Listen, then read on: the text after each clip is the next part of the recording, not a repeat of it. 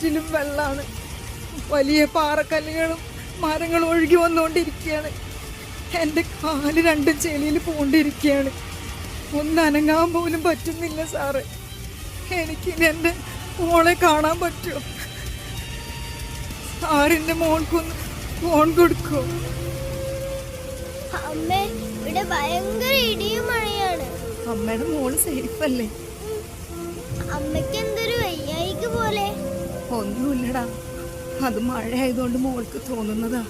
അല്ല, അമ്മ കരയാണ്, എനിക്കറിയാം. അമ്മയ്ക്ക് ഒന്നുമില്ലടാ. മഴ മാറി അമ്മയുടെ മോള് തിരിച്ചു വരുമ്പോ അമ്മ ചിരിച്ച മുഖത്തോടെ ഇവിടെ ഉണ്ടാവും. അതുപോലെ മോള് സാറിനൊന്ന് ഫോൺ കൊടുത്ത്.